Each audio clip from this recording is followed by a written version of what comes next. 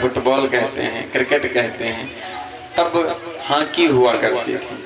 इधर से उधर, उधर से इधर गेंद फेंका जाया करता था। मनसुखा ने कहा भैया ऐसा करो हमारी तरफ भेजो, हम भी मारेंगे एक बार। जैसे भैया जब हम छोटे थे तो हमको लोग ले जाएं तो कहें ऐसा करो तुम कीपर बनो, यानी जब गेंद इधर जाएगी तो पकड़ लो। तो हमने कहा भैया एक बार बैट पकड़ने का हमें भी अवसर दो। तो कहा तुम चौवा छक्का नहीं मार पाते हो, रन नहीं ले पाते हो, इसीलिए तुम्हें बैट नहीं दिया जाएगा, कीपरिंग करो। भैया हमें कीपर ही बना दिया गया, हमें बैट नहीं दिया गया, कभी भी नहीं दिया गया, क्योंकि इतने बड़े खिलाड़ी थे कि बैट पकड़ने वाले कभी नहीं बन पाए। तो इसी प्रकार मनसुखा जी भी थे। मनसुखा जी को बैट कभी नहीं दिया गया, यानी गेंद मारने का नंबर कभी नहीं दिया गया। कन्हैया ने कहा तुम चिंता मत करो, हमारा नंबर आने दो, मैं तुम्हें गेंद दूंगा, जी भर के मारना, लेकिन छोड़ना मत। कहा कन्हैया मैं नहीं छोड़ूंगा, आप हमारी तरफ बॉल फेंको। तो कन्हैया ने जो ही बॉल फेंकी वो गेंद जाकर यमुना जी में गिरी। श्री दामा ने कहा हमारी गेंद दो। क्यों फेंकी तुमने? तो कहा हमने फेंकी तो हम ही देंगे तुम्हें। कहा गेंद हमारी हमें लाकर दो, नहीं तो हम रोएंगे, चिल्लाएंगे, लड़ाई करेंगे। कहा लड़ाई ना करो, हम गेंद लाकर तुम्हें दे रहे हैं। भगवान ने कन्हैया यमुना जी में कूद गए। बच्चों बातें और कर लो थोड़ा। भगवान कन्हैया यमुना जी में कूद गए। कालिया नाग रहता था यमुना जी में, उस कालिया नाग के विष से यमुना जी का पानी जहरीला यानी विषैला हो गया था। उस यमुना जी का पानी ना तो पीने योग्य था, ना स्नान करने योग्य था। जो भी जीव जंतु वहां का पी लेना वो मर जाता था। भगवान कन्हैया ने यमुना जी को विष से आजाद करने का वचन लिया था। जब यमुना जी में कूद गए तो भैया उसमें एक नाग रहता था। कौन नाग भैया? तेज से बोलो। और उसकी पत्नियां जो थी कन्हैया को रोका, बेटा तू कितना नाजुक है, गुलाब के पुष्प की तरह है, तू यहाँ क्यों आ गया? किसने भेज दिया तुझे? तू चला जा यहाँ से, नहीं तो अभी हमारे स्वामी जागेंगे ना, नींद खुलेगी तो तुझे नष्ट कर देंगे, तुझे खा जाएंगे। तू चला जा यहाँ से, बेटा मान जा। तो कहा जब तुमने बेटा कहा है, तू मेरी मैया हुई ना, तो मैया मैं यहाँ से जाने नहीं आया हूँ, तुम्हारे स्वामी को यहाँ से भगाने आया हूँ। ये हमारी यमुना जी दूषित हो गई हैं, इनका जल विषैला हो गया है, इसीलिए तुम लोग यहाँ से जाओ। माताएं बहुत समझाती हैं, लेकिन कन्हैया न मानते हुए कालिया नाग के पास पहुंच गए। कालिया नाग सो रहा था, उसे जगाया। हे नाग, हे कालिया उठ उठ, तेरे सामने तेरा काल खड़ा है। कालिया ने कहा तू हट जा मेरे सामने से, नहीं तो मैं तुझे अभी भस्म कर दूंगा। भगवान कन्हैया और कालिया नाग में बातचीत होती रही भैया। इतने में जब कालिया नहीं माना तो भगवान ने उसे मारना शुरू कर दिया, प्रहार करना शुरू कर दिया। जब कालिया नाग हार गया, प्राह माम प्रभु बचाओ, प्रभु बचाओ, तो एक ही शर्त है, यदि मैं तुम्हें छोड़ूं, तुम यहाँ से जाकर के रमणक दीप पर्वत पर रहोगे, ये यमुना जी में तुम नहीं रहोगे, क्योंकि इसका जल तुमने दूषित कर दिया है, विषैला कर दिया है। कहा प्रभु हमें छोड़ दो, हम यहाँ नहीं रहेंगे। लेकिन प्रभु यदि मैं रमणक दीप पर्वत पर चला गया तो वहां आपका गरुड़ हमें नहीं छोड़ेगा, वो हमें अपनी टांगों में टांग लेगा। तो कहा मैं तुम्हारे सिर पर, मस्तक पर ऐसा निशान लगा रहा हूं कि तुम्हें वो कभी टच नहीं करेगा। तो कौन सा निशान है भैया? खुरासानी। उसी दिन भगवान कन्हैया ने अपने चरण उसके मस्तक पर रखे और उसके चरणों पर भगवान के चरणों के निशान उसके मस्तक पर बन गए। वो रमणक दीप पर्वत पर चला गया और भगवान उसके थन पर नृत्य करते हुए, बॉल को लिए हुए, बंसी बजाते हुए बाहर निकले। इस प्रकार कालिया नाग का उद्धार हुआ। भैया एक दिन नंद बाबा जी के यहाँ उत्सव हो रहा था। बहुत मिठाइयां बन रही थी, प्रसाद बन रहा था, पूड़ियां, कचौड़ियां, बहुत प्रकार के भोजन बन रहे थे।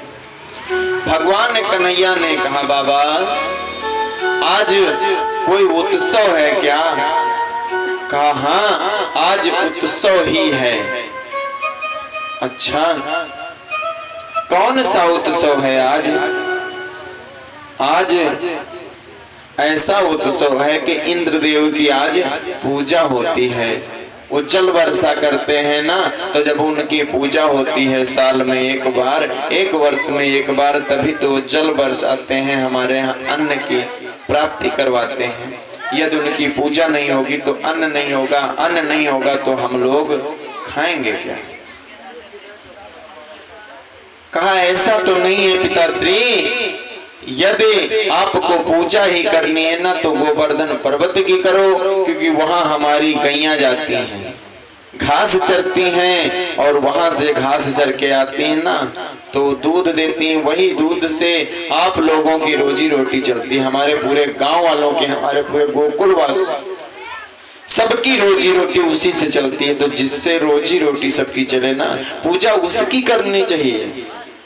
कहा भैया कन्हैया, तुम जानते नहीं हो, यदि इंद्र नाराज हो गया ना तो वर्षा नहीं करेगा। कहा पिताजी आप उसकी बात न मानते हुए हमारी बात मानो, इस बार इंद्र की पूजा नहीं होगी, गोवर्धन की पूजा होगी। कन्हैया ने सबको अपनी बातों में ला करके और गोवर्धन की पूजा चालू करवा दी। ज्यों ही गोवर्धन की पूजा चालू हुई, इंद्र के पार्षद पहुंचे इंद्र के पास। कहा प्रभु एक छलिया है, कृष्ण नाम है उसका, उसने आपकी पूजा रुकवा दी और वो गोवर्धन पर्वत की पूजा करने लगा। कहा अच्छा, तो ऐसा करो, मेघों को बुलाया, ऐसा करो कि इतनी बारिश करो, इतनी बारिश करो कि उनकी पूजा विध्वंस हो जाए, पूजा में विघ्न पड़ जाए। भैया तीरथ जी इतना आंधी तूफान करो, इतना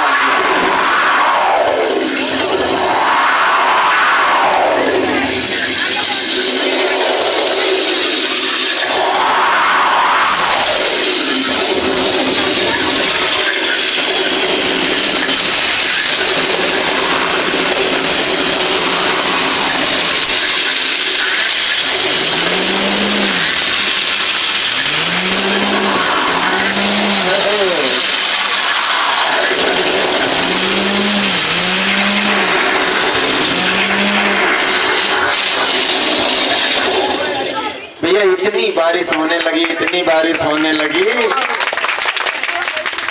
कि सब भाग भाग कर नंद बाबा जी के घर पहुंचे कि नंद बाबा देखो, आपके लल्ले ने ऐसा उत्साहित किया कि हम लोगों ने गोवर्धन की पूजा की, तो आज हम लोगों की ये दशा हो गई कि हम लोगों को सर छुपाने की जगह नहीं, इतनी बारिश हो रही है, मेघ गरज रहे हैं, तूफान चल रहा है।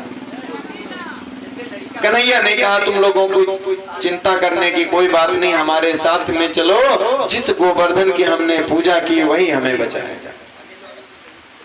भगवान ने कन्हैया सभी को लेकर के गोवर्धन पर्वत के पास पहुंचते हैं और उसको प्रणाम करते हुए अपनी उंगली पर उठाते हैं। सबसे कहा सब लोग अंदर ही आ जाओ और अपनी अपनी लाठी लगा लो ताकि पर्वत ये पहाड़ गिर न जाए। भगवान कन्हैया ने सोचा यदि मैं उंगली लगाऊंगा तो लोग शक करेंगे, तो शक कोई न करने पाए, इसलिए सबसे कहा भैया अपनी अपनी लाठी लगा लो। किसी के लाठी के सारे पहाड़ रुका था भैया, वो तो भगवान की माया है, लेकिन भगवान सोच रहे हैं कि ऐसा ना हो कोई हम पर शक करे।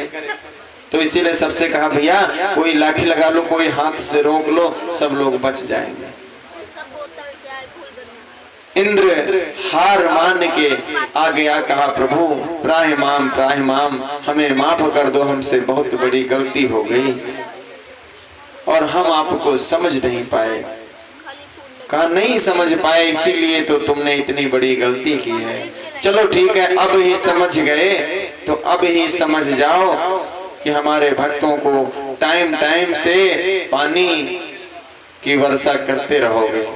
जब हमारे भक्तों को जरूरत होगी तो तुम्हारा ये काम है कि समय समय से समय का सत उपयोग करोगे, दुरुपयोग नहीं करोगे।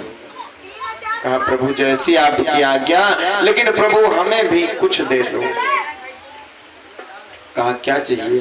कहा एक बार तुमने हमारे पुत्र को मार दिया था। इंद्र का पुत्र कौन था भैया? शिशुपाल। और यहाँ हमारा एक पुत्र है, कौन?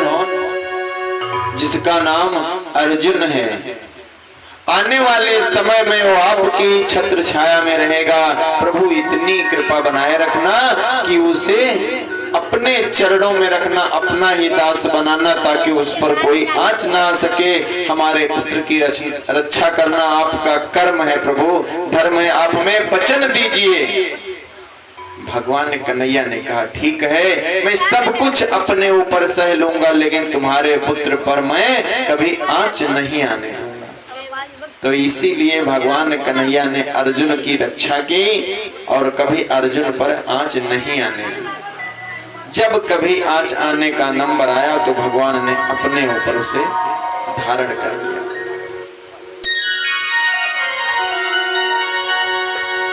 भैया गोपियों